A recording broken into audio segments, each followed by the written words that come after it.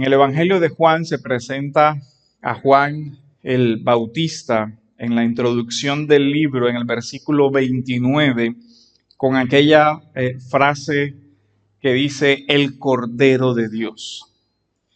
Al día siguiente, Juan vio a Jesús que venía hacia él y dijo: ahí está el Cordero de Dios que quita el pecado del mundo. Aquí vemos el testimonio de Juan. Parte del sentido de esa muerte también está descrita en la primera carta del apóstol Pablo a los Corintios, en el capítulo 15, versículos del 1 al 4. Es bien conocido y dice: ahora les hago saber, hermanos, el evangelio que les prediqué, el cual también ustedes recibieron, en el cual también están firmes, por el cual también son salvos. Note la expresión, son salvos. ¿Unido a qué? Al evangelio. Y ahora va Pablo a resumir los contenidos de ese evangelio por el cual son salvos. De tal manera que las creencias desarrolladas a continuación sobre la muerte de Cristo determinan o no si una persona es o no salva. Dice: si retienen la palabra que les prediqué, a no ser que hayan creído en vano. Porque yo les entregué en primer lugar lo mismo que recibí. Y vienen tres declaraciones. La primera dice que Cristo murió por nuestros pecados conforme a las Escrituras. Que Cristo fue sepultado y que resucitó al tercer día conforme a las Escrituras, y que apareció a Cefas y después a los 12, quienes dan posteriormente testimonio de eso. En la confesionalidad primitiva de la iglesia, hablando en concreto de los credos, recuerdan que cuando vimos el credo de los apóstoles, había una cláusula que dice que Cristo murió, padeció bajo el poder de Poncio Pilatos. En el credo de Nicea se vuelve a repetir la afirmación, pero ahora se explica cómo ese hecho es soteriológico o salvador. El credo dice: creemos en un solo Dios, Padre Todopoderoso, Creador del cielo y de la tierra y de todo lo visible e invisible. Y cuando llega la declaración sobre Cristo dice: y en un solo Señor Jesucristo, el unigénito Hijo de Dios, engendrado del Padre antes de todos los siglos, Dios de Dios, luz de luz, Dios verdadero de Dios verdadero, engendrado, no hecho, de una misma sustancia del Padre, por quien todas las cosas fueron hechas. Y después viene la declaración central, dice: el que por nosotros los hombres y por nuestra salvación descendió del cielo, fue hecho carne por el Espíritu Santo de la Virgen María, se hizo hombre y fue crucificado por nosotros bajo el poder de Poncio Pilatos. Sufrió y fue sepultado, y al tercer día, conforme a las Escrituras, ascendió al cielo y se sentó a la diestra del Padre, y vendrá otra vez con gloria para juzgar a vivos y a muertos, y su reino no tendrá fin. Luego vemos que la confesión de la muerte y resurrección de Cristo hace parte de lo que podríamos llamar el dogma central de la fe cristiana. En resumidas cuentas, si usted no cree que Jesús murió históricamente y resucitó históricamente, usted no es cristiano. Ese es el dogma de fe de la iglesia. Si tiene alguna duda sobre la muerte de Cristo y sobre todo sobre el sentido de la muerte de Cristo, porque es que muchas personas pueden decir: yo estoy de acuerdo en que hay un ser en la historia que se llamó Jesús y que murió, pero murió porque era un guerrillero, era un revolucionario, porque era lo que fuere. Bueno, usted no es cristiano. Usted no es cristiano porque la confesión de fe histórica dice que el hecho de la muerte tiene un sentido por nosotros y por nuestra salvación. Y si usted le da un sentido distinto a esa muerte, puede ser lo que sea, pero cristiano no. Porque el credo de Nicea y el credo de la iglesia así lo dicen. Una cosa es el hecho, sí, y otra cosa el sentido del hecho. Pero si no está de acuerdo en la interpretación inspirada que la Biblia le hace a ese hecho, usted no puede decir que profesa una fe cristiana. Tendrá alguna concepción sobre la historia que será otro asunto.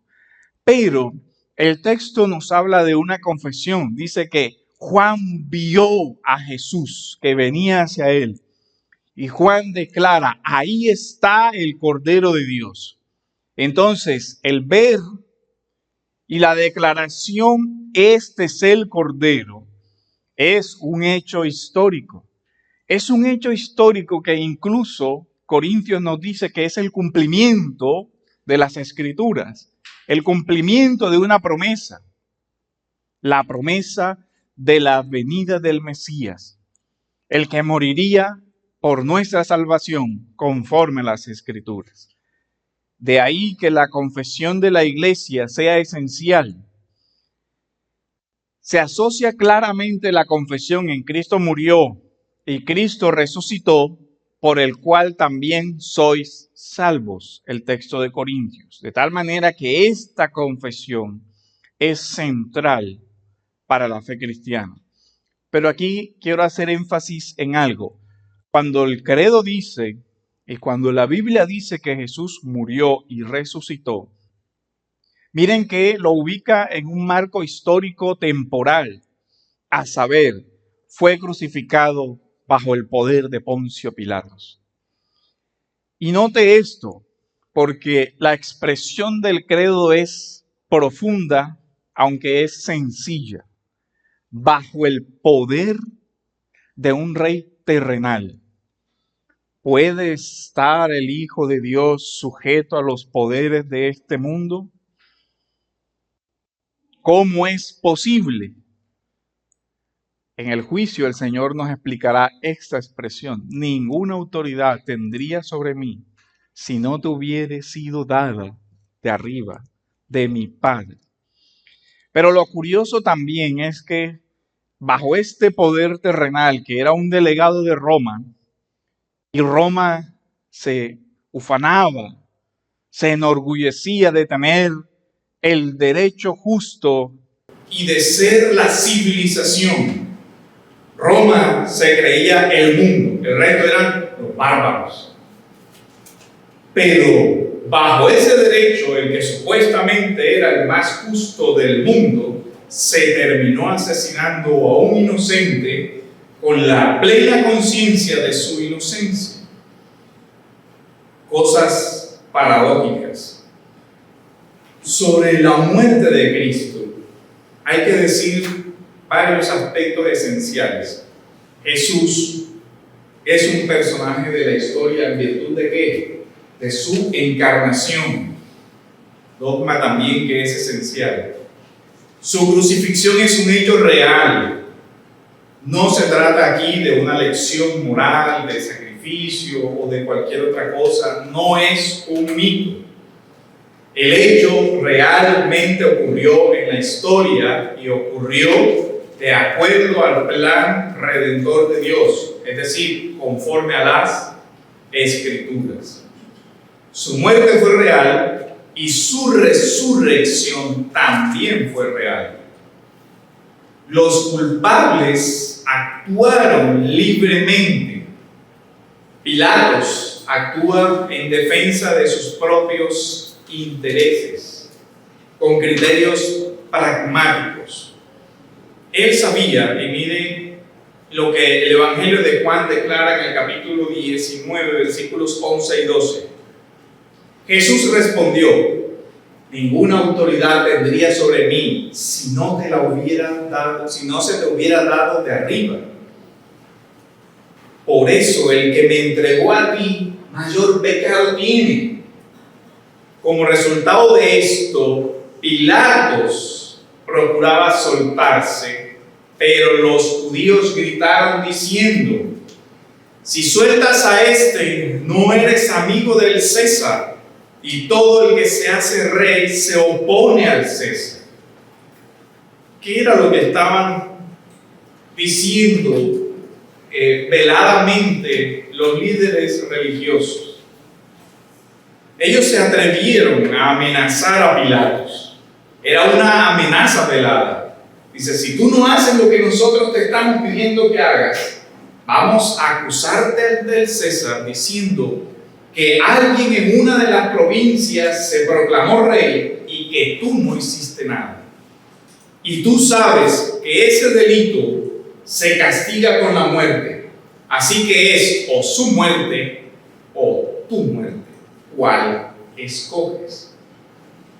Pilato, como buen político, dice, realmente hay riesgos que son innecesarios. Yo aquí no gano nada, aquí tengo algo que perder. La sentencia se decide rápido. A pesar de que él mismo deja el testimonio, este hombre es inocente. Y lo deja públicamente cuando se lava las manos y dice, ningún mal he encontrado en él. Su sangre cae sobre sus cabezas, pero el juez era él. Así que esa excusa no es válida, porque al final, por la providencia de Dios, él era el juez encargado de administrar la justicia. Pero además él sabía algo, que los que le entregaron actuaron movidos también por intereses propios bastante egoístas. Por lo cual, cuando ellos se reunieron, Pilato les dijo, ¿a quién quieren que le suelte? ¿A Barrabás o a Jesús, llamado el Cristo? Porque él sabía que lo habían entregado por el crimen. Pero además de eso, como testimonio de la culpabilidad de Pilatos, queda el siguiente texto que dice, y estando Pilato sentado en el tribunal, su mujer le mandó aviso diciendo, no tengas nada que ver con ese justo, porque hoy he sufrido mucho en sueños por causa de él. Sin embargo, Pilatos actúa por un criterio pragmático de intereses propios. Pero lo que está sucediendo aquí, dice el profesor Mateo Seco, dice, la mente humana apenas puede vislumbrar el horror metafísico de lo acontecido en el Gólgota. La destrucción de un hombre, la singularidad irrepetible y valiosa de un hombre creado a imagen y semejanza de Dios. Pero más allá de eso, la destrucción de la humanidad del Señor, que es de valor infinito. Si la muerte de un hombre, en la cual se destruye la imagen de Dios, es algo tan terrible a los ojos de Dios, imagínense la destrucción del Hijo, la destrucción de la humanidad del Hijo, de valor infinito. Pero para nosotros hoy es central que se debe confesar que Jesús murió tal como lo expresó el apóstol Pablo. Porque yo les entregué en primer lugar lo mismo que recibí, que Cristo murió. Y ahora, quien muere, como dice el profesor Mateo Seco, es de un valor infinito. Es de una dignidad suprema.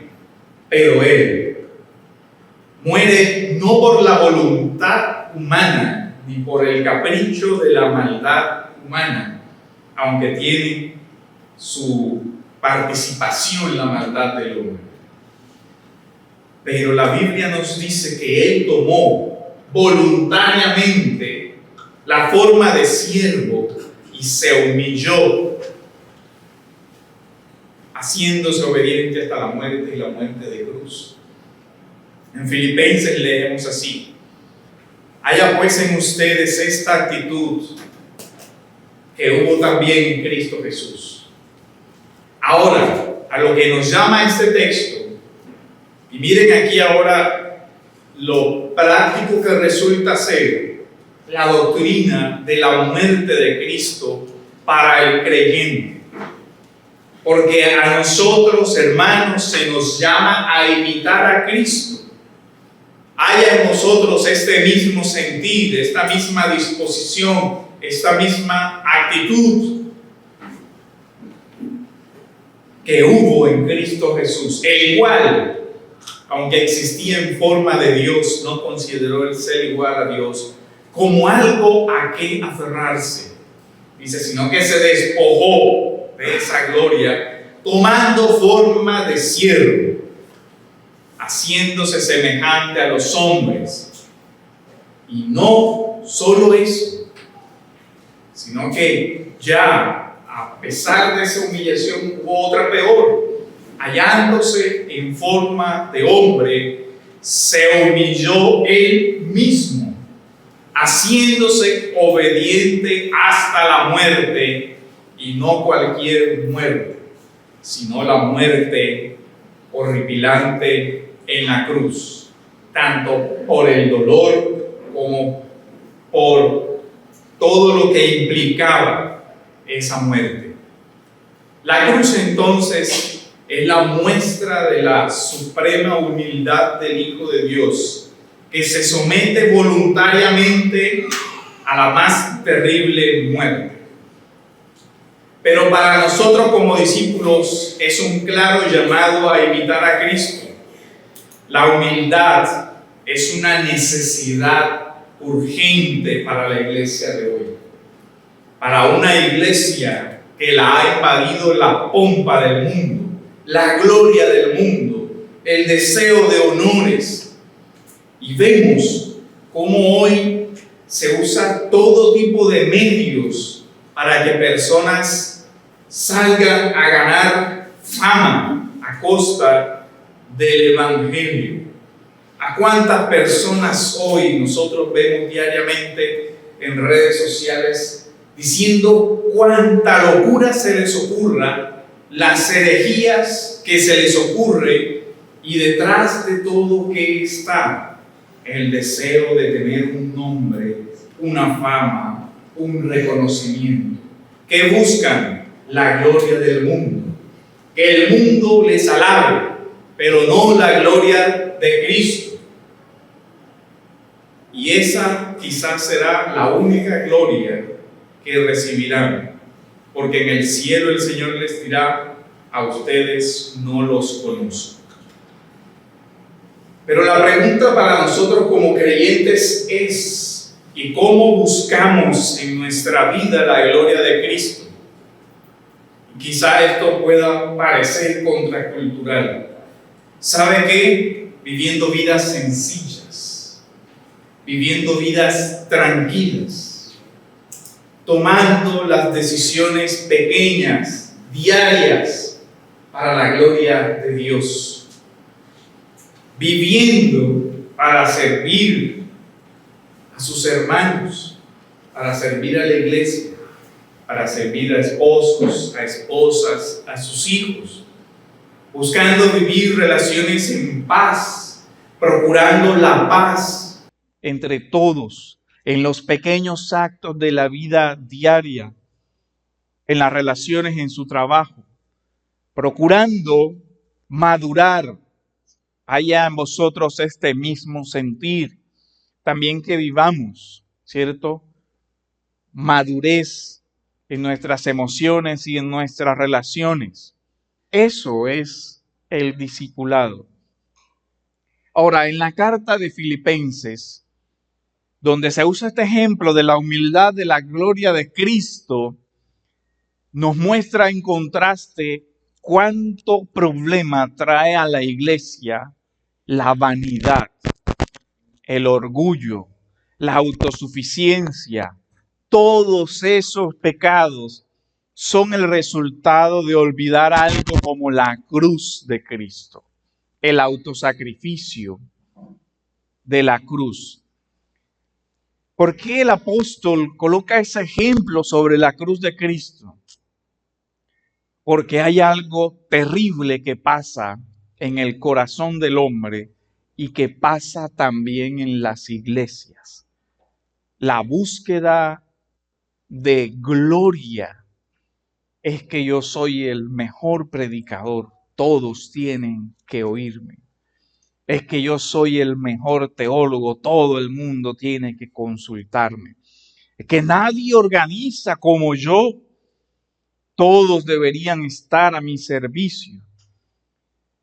Pero lo que Pablo les dice a los filipenses es: no hagan nada por egoísmo o por vanagloria, sino que con una actitud humilde, cada uno considere al otro como más importante que a sí mismo. Y miren lo que dice: no buscando cada uno para sus propios intereses, sino más bien los intereses de los demás.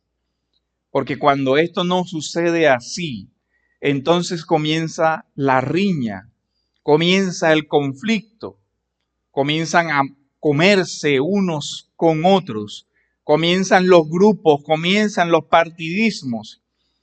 Y todo eso es una afrenta a la cruz. Porque la cruz nos llama a nosotros a morir cada día, a ser pacientes, a ser humildes, a sacrificarnos por el hermano, a dejar de lado la arrogancia de creer que yo soy el más importante y que los demás deben estar a mi servicio, a dejar de creerme que yo lo merezco todo. Porque el discipulado es dejar atrás la vanidad del mundo y ese narcisismo tan arraigado del mundo moderno. Tiene el lema de mi felicidad es lo más importante. Luego no importa si me llevo por delante a mis hijos, porque mi felicidad es lo más importante. Luego no importa si destruyo vidas, porque mi felicidad es lo más importante. Ese modelo de vida que deja de lado el tema de que realmente hay algo más importante que tu propia vida, que tu propia felicidad, que tu propio placer. Y es la gloria infinita de aquel que murió en esa cruz, que no te llama a vivir para ti mismo, para la idolatría de tu yo, sino para los demás, para servir, para ayudar, para consolar, para amar como Cristo amó y entregarte a otros como Él se entregó por nosotros. Entonces, cuando vemos la cruz, debemos recordar también que Jesús llama a sus discípulos a seguirle.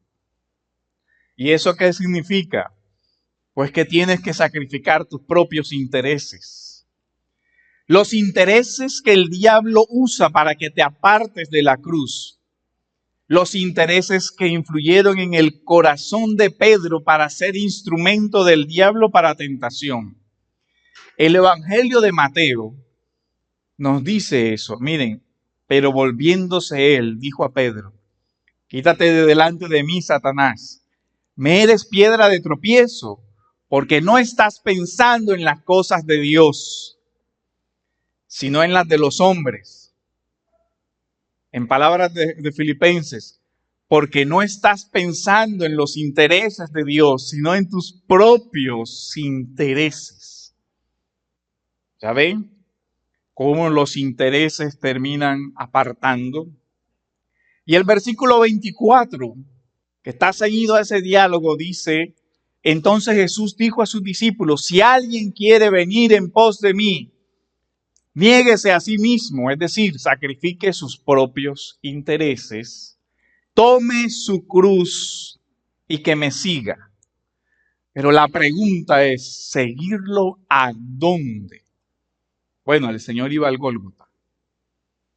Ahí nos llama a seguirlo a la cruz. ¿Y cómo lo sabemos? Dice: porque el que quiera salvar su vida. Yo voy a entregar mi vida. Si tú la quieres salvar, la vas a perder. Pero el que pierda su vida por causa de mí, hallará una vida que realmente es la vida eterna. La muerte, entonces, es un hecho redentor y esperanzador.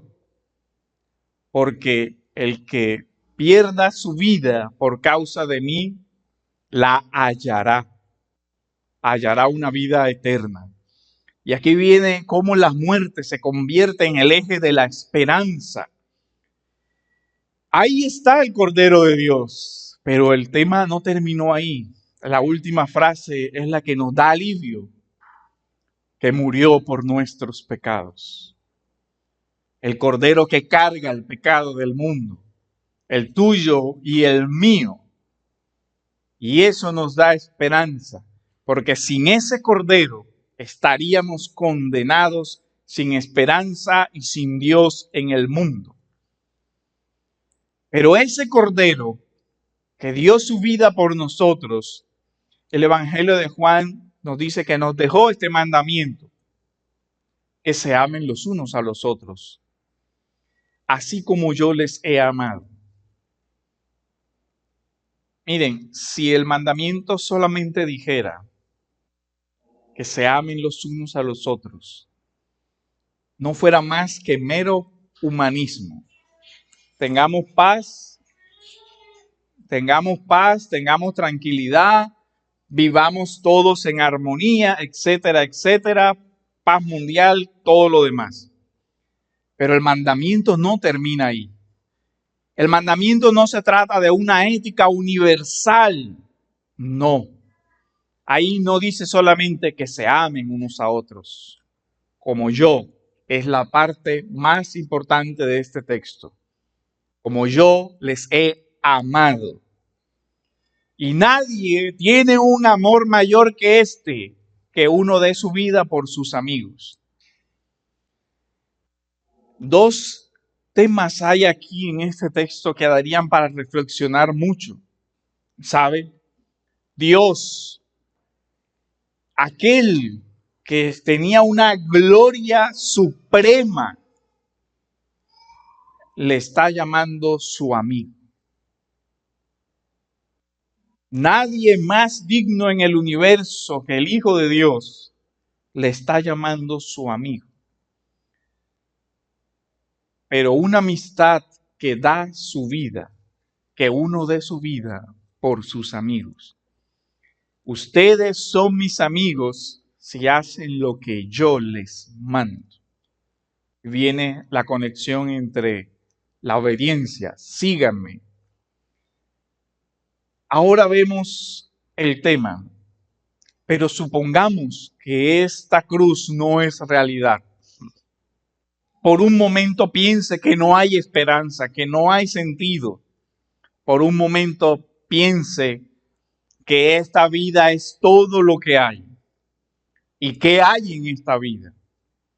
Trabajo, dolor, enfermedad, conflictos, guerras, pestes, hambre, destrucción, niños muriendo. Todo eso hay en este mundo. Si no existiera nada más que eso,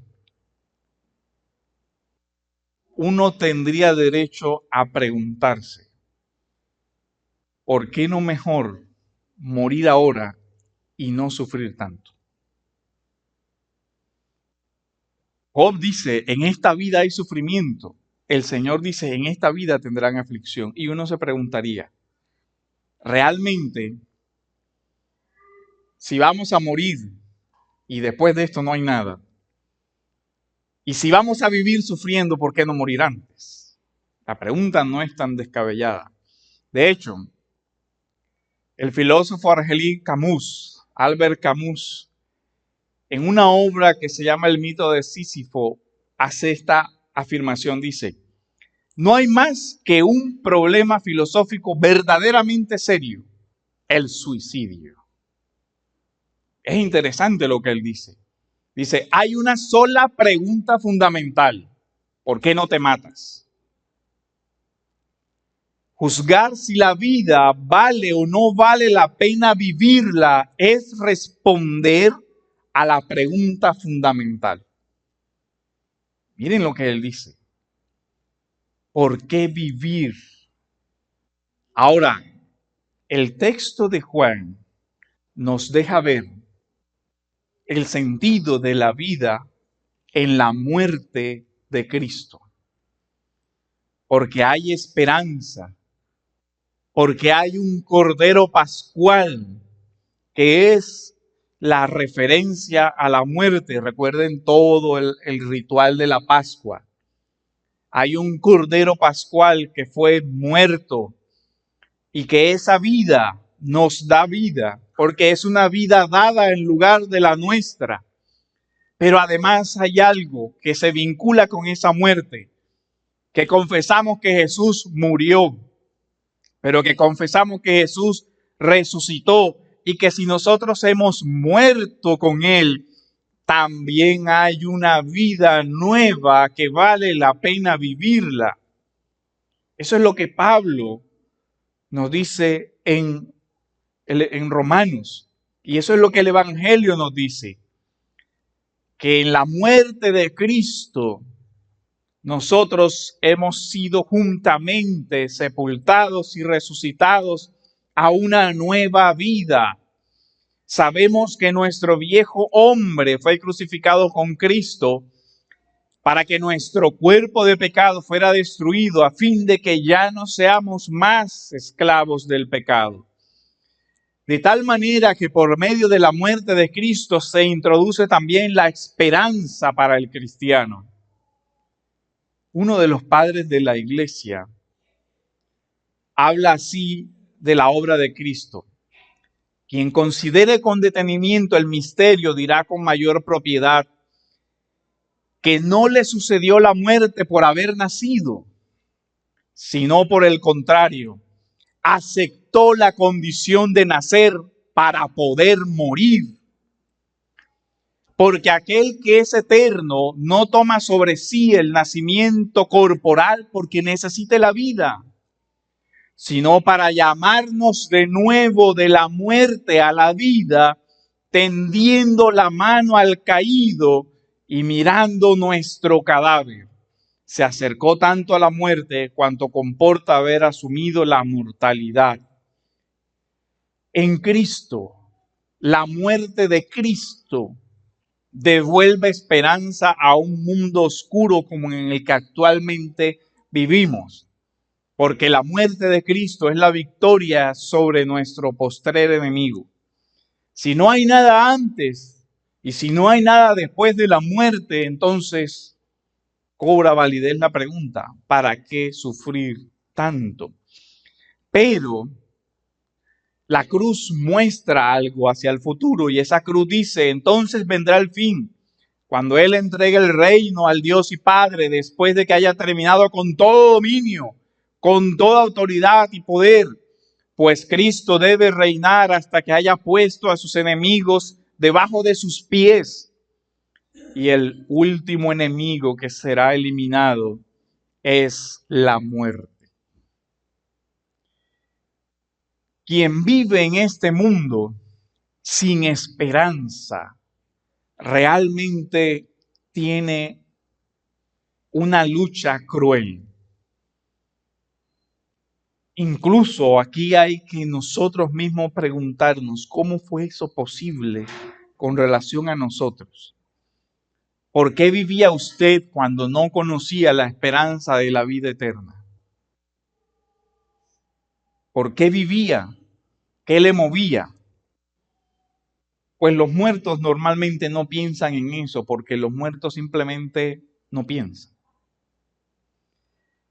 Pero los zombies, que éramos nosotros, que teníamos una muerte, entre comillas, que se movía, nos pasa o veíamos la vida muchas veces como Homero nos relata el mito de Sísifo. En la Odisea se dice de este mito, entonces presencié la tortura de Sísifo mientras luchaba con una enorme roca. ¿Se acuerdan? La historia de Sísifo es que por sus tretas y por todo lo que hizo, los dioses lo condenaron a subir una piedra hasta la cima. Pero todos los días cuando llegaba a la cima, la piedra se devolvía. Y comenzaba otra vez al día siguiente la misma labor. Y a eso lo condenaron por toda la eternidad. Imagínese la crueldad de eso, hacer todos los días lo mismo, sin ningún sentido, sin ningún propósito, sin nada. Cuando el hombre está construyendo algo, dice, esta piedra es para esta catedral, esta piedra es para esta catedral. Pero Sísifo sabía, simplemente esto es un castigo y ya. Aquí no va a pasar nada. Ahora, ¿cómo vive el hombre moderno? Nos levantamos, comemos, trabajamos, volvemos a la casa, dormimos, nos levantamos, comemos, trabajamos, volvemos a la casa, dormimos. No se siente como el castigo de Sísifo. Uno dice, todos los días lo mismo. Llega un momento en que esto cansa. Ahora, ¿qué sucede ahí? Que llega un momento en que ese trabajo diario se convierte como si fuera un castigo inútil y sin esperanza. Eso es lo que dice Camus.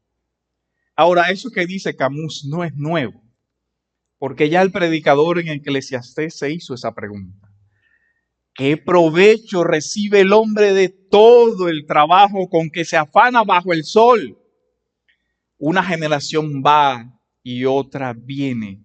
Unos se levantan y otros mueren. ¿Y qué?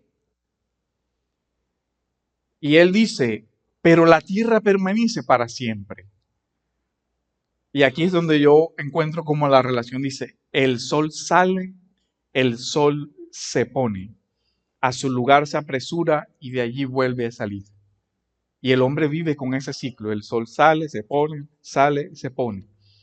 Pero la pregunta entonces es, ¿acaso estas acciones diarias tienen importancia?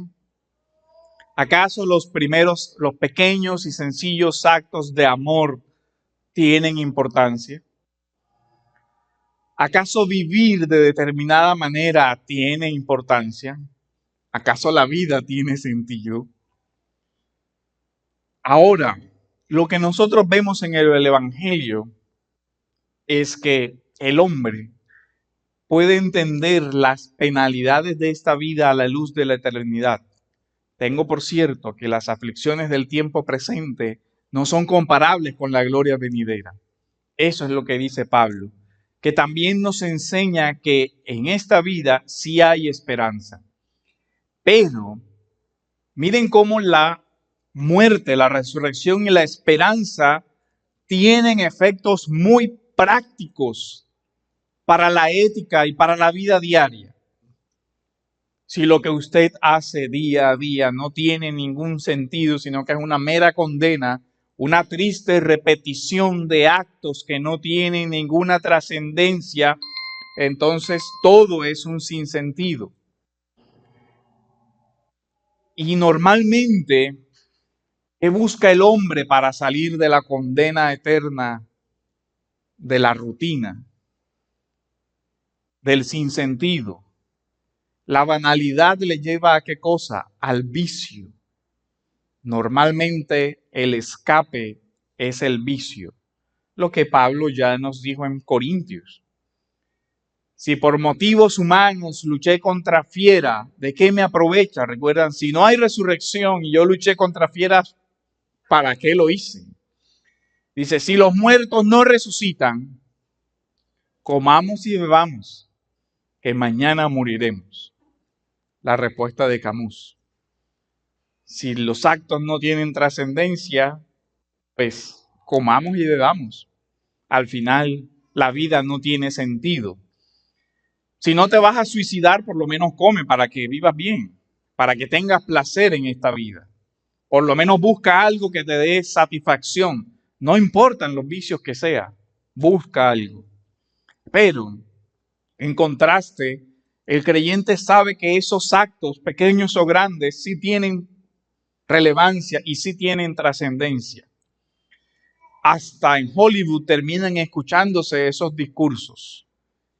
La película Gladiador, uno de los discursos del general dice, lo que hagan en esta vida resuena en la eternidad.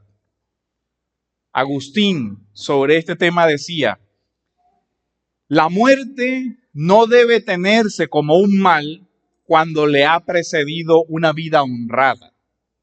Miren lo que dice: la muerte no debe tenerse como un mal cuando le ha precedido una vida honrada, o podríamos decir una buena vida. Pero Agustín dice, en rigor, lo que convierte en mala a la muerte es lo que sigue a la muerte. Interesante lo que dice Agustín. Lo que convierte en mala la muerte es lo que pasa después de la muerte.